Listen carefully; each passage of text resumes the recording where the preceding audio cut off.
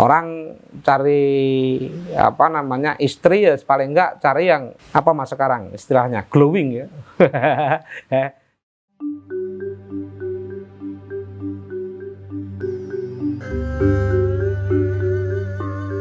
Assalamualaikum warahmatullahi wabarakatuh. Alhamdulillahirabbil alamin. Wassalatu wassalamu ala sayyidina Muhammadin wa ala alihi washabihi ajma'in, amma ba'du. Hadratal muhtaramin, para jamaah yang terhormat, marilah kita sebelum mulai kajian kita bersama-sama berdoa. Bismillahirrahmanirrahim. Raditu billahi rabba wa bil islami dina wa bi Muhammadin nabiyya wa rasula. Rabbi zidni ilman wa wasi' fi rizqi wa barik li fi ma razaqtani wa ja'alni mahbuban fi qulubi ibadik wa azizan fi uyunihim wa ja'alni wajihan fid dunya wal akhirah wa minal muqarrabin ya katsiran nawal ya hasanal fi'al ya qaiman bila zawal ya mubti'an bila mithal falakal hamdu wal minnatu wasyarafu ala kulli hal. Amin. Masih melanjutkan tema yang kemarin, yaitu berkunjung kepada orang-orang yang baik atau min ahlil khair. Bahwa kemarin telah disinggung orang yang berkunjung ke tempat saudaranya karena Allah Subhanahu wa ta'ala, maka Allah Subhanahu wa ta'ala akan mencintai orang tersebut sebagaimana dia mencintai saudaranya. Hadis yang ketiga masih riwayat Abu Hurairah radhiyallahu anhu. Qala Rasulullah sallallahu alaihi wasallam, man 'ada maridon au zara akhan lahu fillahi nadahu munadiyani tibta wa taba mamsyaka wa tabawwa'ta minal jannati manzilan. Rawahu Tirmidzi. Rasulullah sallallahu alaihi wasallam bersabda, barang siapa yang menengok orang sakit atau mengunjungi saudaranya karena Allah Subhanahu wa ta'ala, maka akan ada suara panggilan yang memanggilnya. Ada dua suara yang memanggilnya. Nadahu munadiyani, kan ada dua suara yang memanggilnya. Tibta wa toba mamsyaka, kamu adalah orang yang beruntung, dan beruntung pula tempat perjalananmu. Wa tabawwa'ta minal jannati manzilan, dan kamu sedang membuat tempat di surga sebagai tempat tinggalmu. Hadis ini diriwayatkan oleh Imam Tirmidzi, dan Imam Tirmidzi mengatakan haditsun hasanun, ai hadza haditsun hasanun, bahwa hadis ini adalah hadis hasan. Wa fi ba'dhin nusukh, di dalam sebagian tulisan ada yang mengatakan bahwa hadis ini adalah hadis gharib. Saudara jamaah yang dirahmati Allah Subhanahu wa ta'ala, bahwa pentingnya kita memiliki orang-orang yang kita cintai karena Allah Subhanahu wa ta'ala. Bahkan ketika kita mengunjungi orang-orang tersebut karena Allah Subhanahu wa ta'ala, itu sekedar kita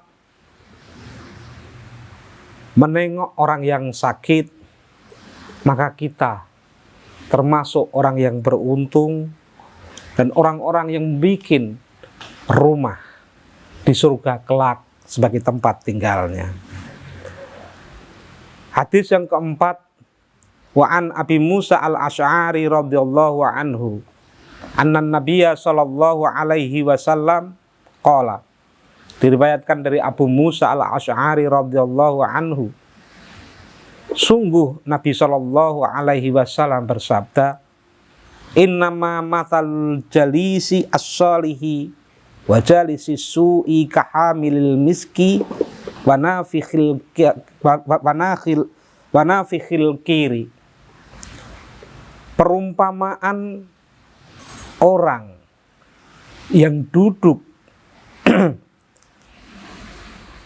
atau orang yang ikut duduk dengan orang yang soleh, dengan orang yang ikut duduk dengan orang yang melakukan keburukan, adalah seperti perumpamaan orang yang membawa minyak misek dan orang yang meniupkan bara api dalam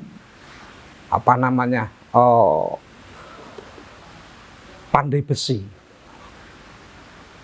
Fahamilul miski, maka orang yang membawa minyak misk, innama ayyuhdiyaka, maka ada kalanya kita akan ikut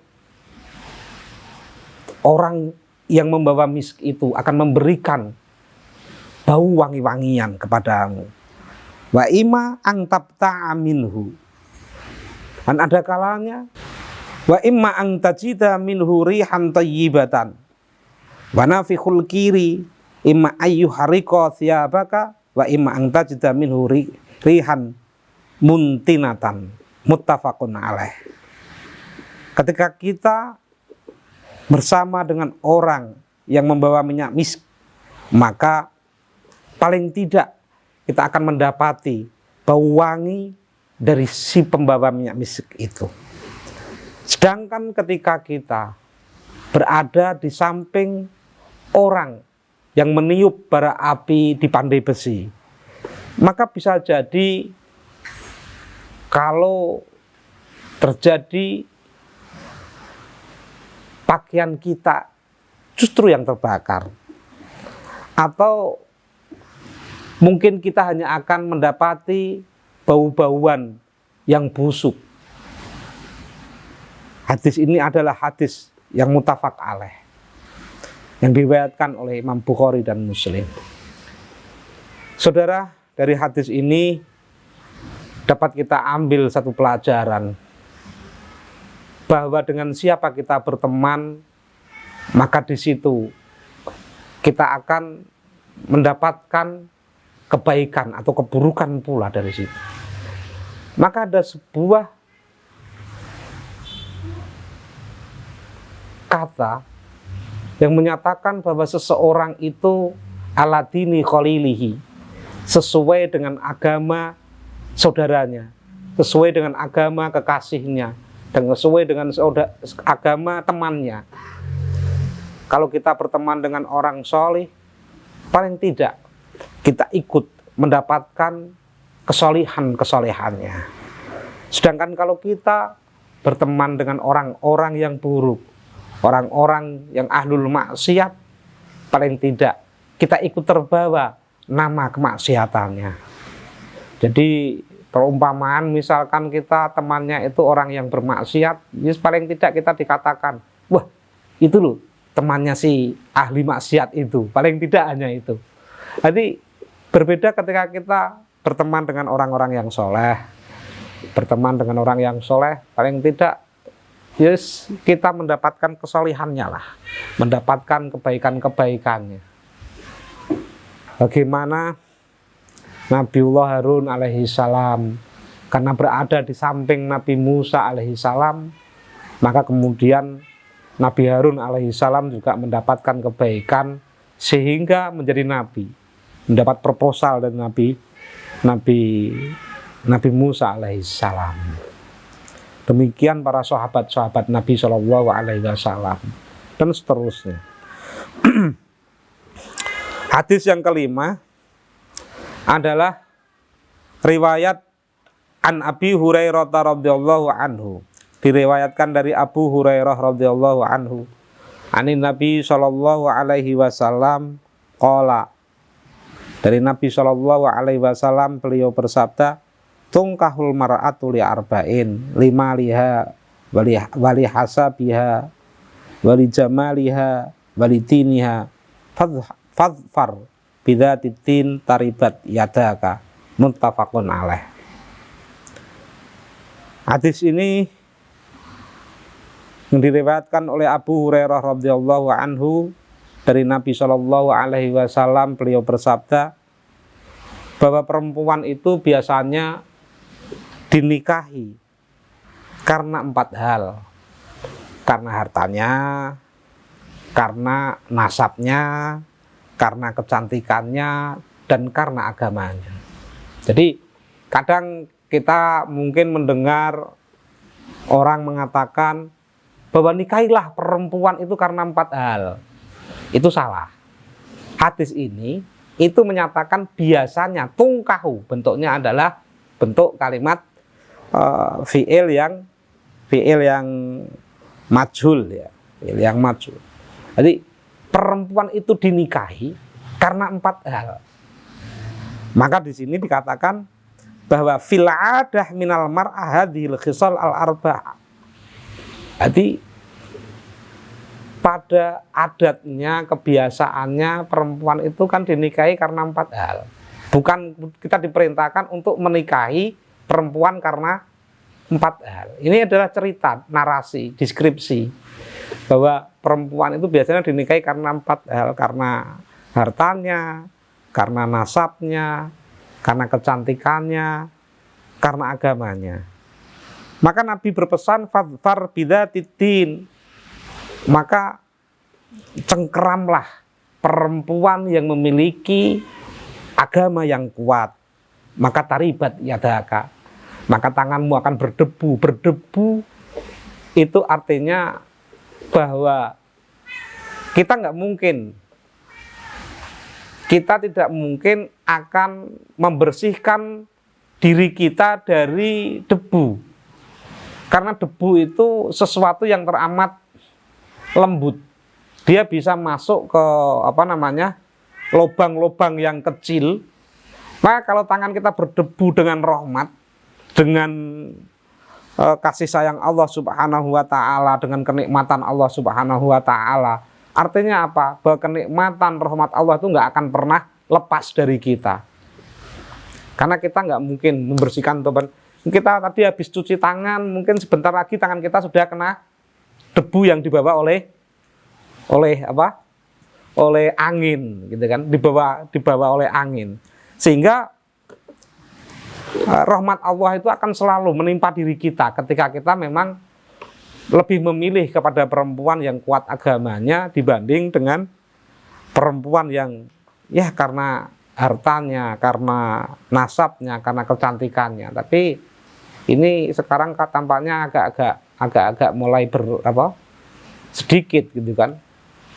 Orang cari istri ya paling enggak cari yang mas sekarang istilahnya glowing ya.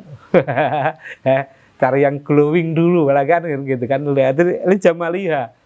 Paling enggak golek sing kena yang bisa diajak kondangan ini enggak malu-maluin bahasanya gitu. Jarang gitu kan. Sekarang jarang gitu. Ngomong sekarang anak pesantren aja sudah terbawa juga perawatan tubuh. Ya di pesantren mungkin enggak. Gitu. Mungkin di pesantren enggak, tapi faktanya ya enggak juga. Pesantren sekarang anak-anak putri itu karena sudah dunia informasi sudah demikian anunya ya anak-anak putri di kamar itu lomba-lomba kata-kata.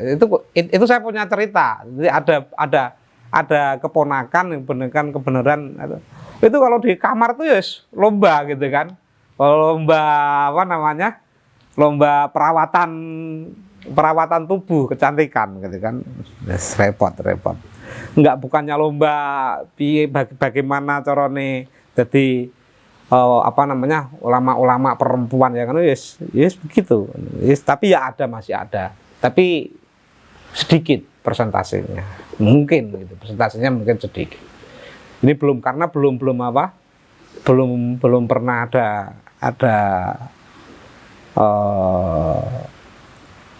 penelitian, mungkin riset tentang berapa banyak perempuan itu yang kemudian lebih memilih merawat tubuhnya daripada merawat akalnya, misalkan gitu. Lebih banyak merawat apanya daripada merawat tubuh merawat hatinya, misalkan. Jadi makanya dulu ada istilah apa? Beauty itu cantik luar dalam, istilahnya gitu ya. Inner beauty. Ya, inner beauty. Inner beauty itu cantik dari dalam. Yang cantik dari dalam itu kemudian itu akan lebih awet, akan lebih langgeng dibanding dengan cantik yang hanya dari luar. Makanya kalau saya tuh sempat dengarkan itu siapa tuh? Ada kiai yang bilang kalau punya istri itu mendingan yang jelek, katanya lebih awet katanya. Maksudnya awet jeleknya. Kalau cantik itu paling umur usia 20 tahun setelah ya sudah tua, keriput, jadi jelek gitu kan. Jadi cantiknya tidak awet. Tapi kalau jelek awet katanya. Kalau jelek awet. Jadi yes, gitu. Kalau jelek awet. Itu ya, ini pesan untuk yang masih lajang-lajang, ini masih lajang-lajang. Mas Fajar masih lajang gitu kan. Itu ya kalau besok cari istri ya jangan cuma dilihat karena kayanya, jangan dilihat karena nasabnya tapi lebih diutamakan karena agamanya. Lebih diutamakan karena agamanya. Nah, gitu kan. Karena dengan itu orang yang beragama itu akan paling tidak dia bisa menjaga kehormatannya, bisa menjaga kehormatan suaminya, bisa menjaga kehormatan keluarganya, itu yang paling minimal.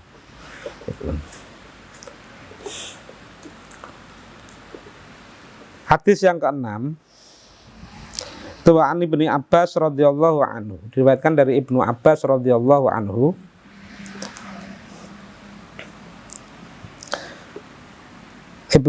wa an Ibnu Abbas radhiyallahu anhuma, diriwayatkan dari Ibnu Abbas radhiyallahu anhuma qala, berkata Ibnu Abbas radhiyallahu anhuma, qala Nabi sallallahu alaihi wasallam li Jibril sallallahu alaihi wasallam, ma yamna'uka an tazuruna aksara mimma tazuruna fanazalat bama natanazzalu illa bi amri rabbik lahu ma baina aidina wa ma khalfana wa ma baina dzalik. Rawahul Bukhari. Nabi sallallahu alaihi wasallam berkata kepada Jibril alaihi salatu wasalam, berkata, apa yang mencegah kamu untuk mengunjungi kami lebih banyak dari apa yang dari apa yang selama ini kamu lakukan untuk mengunjungi kami. Lalu turunlah ayat, wa ma natanazzalu illa bi amri rabbik, dan tidak kami turun itu kecuali dengan perintah Tuhanmu. Lahu ma baina aidina wa ma khalfana.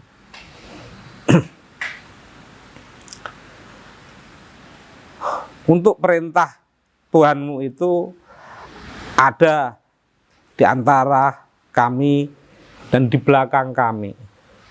Wa ma baina dzalik, dan ada di antara itu semua. Artinya satu saat malaikat Jibril mungkin agak lama nggak berkunjung kepada Nabi Shallallahu Alaihi Wasallam. Lalu Nabi istilahnya melehke lah, cara orang Jawa melehke apa? Bahasa Indonesianya apa? Mengingatkan lah ya istilahnya ya. Istilahnya mengingatkan. Nah, kenapa kok engkau sudah lama nggak mengunjungi kamu? Sekarang mengunjungi kami kok lebih jarang-jarang, lebih waktunya tidak banyak seperti kemarin. Gitu. Lalu turunlah ayat. Jadi bahwa kedatangan malaikat Jibril itu semua itu karena perintah Allah Subhanahu wa Ta'ala. Jadi sempat kangen juga Nabi itu, sempat kangen juga. Udah lama nggak dikunjungi sama malaikat Jibril. Itu sama kita lah. Kita kalau punya teman dekat, punya saudara yang biasa berkunjung, tiba-tiba udah lama nggak kelihatan, itu kan diangen-angen. Ini biasanya dolan di tempat saya, main di tempat saya, kok wis sudah lama kok nggak main, ini ada apa? Apa sakit atau apa pasti ada. Nah, ditanyakan.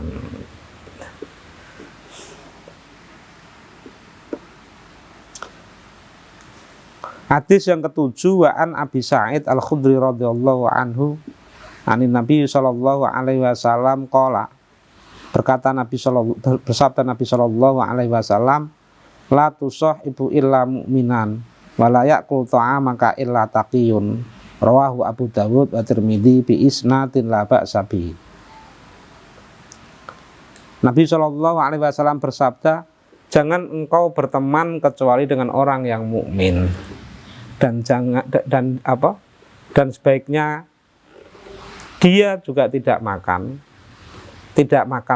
sebaiknya tidak makan makanan kamu kecuali illa taqiyun, kecuali orang yang bertakwa. Hadis ini diriwayatkan oleh Abu Dawud wa Tirmidzi bi isnadin la ba'sa bi. Jadi ini kaitannya ya ketika memang harus memilih gitu kan. Yes, ya piye-piye tetap kita tuh harus punya ta'aluf. Ta'aluf itu rasa kasih sayang lebih dengan sesama muslim, dengan sesama mukmin dibanding dengan yang lain, bahasanya kan gitu. Tapi juga tidak kemudian terus harus begitu-begitu banget dan gitu kan. Artinya misalkan tertarik, misalkan ada orang yang berteman dengan orang yang bermaksiat misalkan, tapi tujuannya adalah untuk mengingatkan. Tapi narak kuat is mending lunga memang, kan gitu kan. Dan gitu kan. Kadang-kadang bukan kita duwe gaya-gayaan pengen berteman dengan orang yang bermaksiat supaya kita bisa mengingatkan. Ternyata kita malah justru bukannya bisa mengingatkan, malah kita yang ikut maksiat, kan gitu kan. Malah kita yang ikut maksiat, itu kan yang repot malahan. Jadi ini kaitannya dengan itu tadi. Kaitannya dengan ketika kita ya pokoknya tetap Jadi saya masih ingat sekali ketika haulnya Kiai Haji Maimun Zubair. Itu yang tahun kemarin itu berarti haul keberapa itu ya? Itu putra beliau Gus Najih itu bilang bahwa beliau kurang sepakat misalkan ketika Mbah Mun itu dianggap sebagai orang yang pluralis. Orang itu menganggap ya kiai memang begitu. Semua tamu baik buruk semua diterima. Nah, Gus Najih itu bercerita kalau Kiai Maimun Zubair itu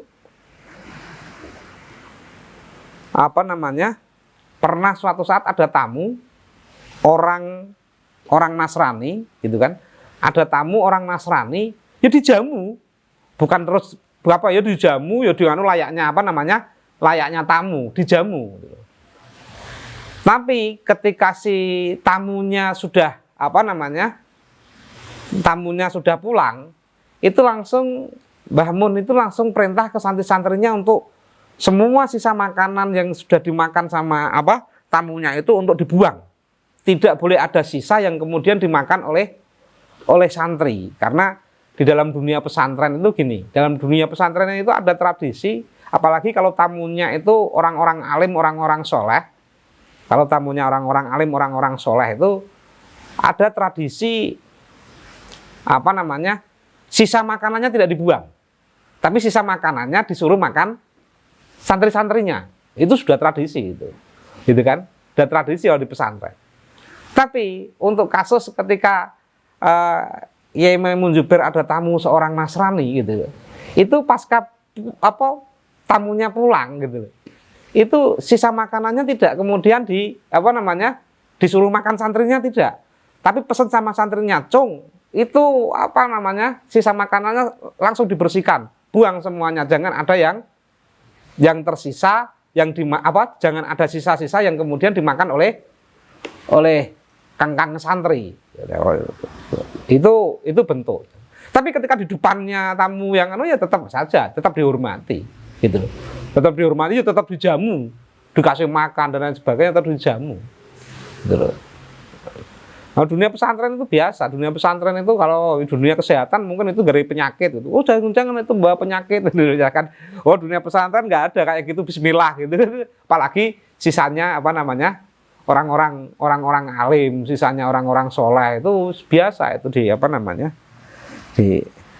dimakan gitu ya. Jadi konteksnya begitu, jangan kemudian konteksnya, wah berarti kalau begitu sesuk mana saya nggak akan berteman lagi dengan orang-orang yang tidak akan berteman dengan orang-orang non muslim kan gitu kan. Kalau punya makanan, nanti makanan saya tidak akan tidak boleh dimakan mereka, ya nggak gitu banget. Ini dalam konteks-konteks tertentu tentunya.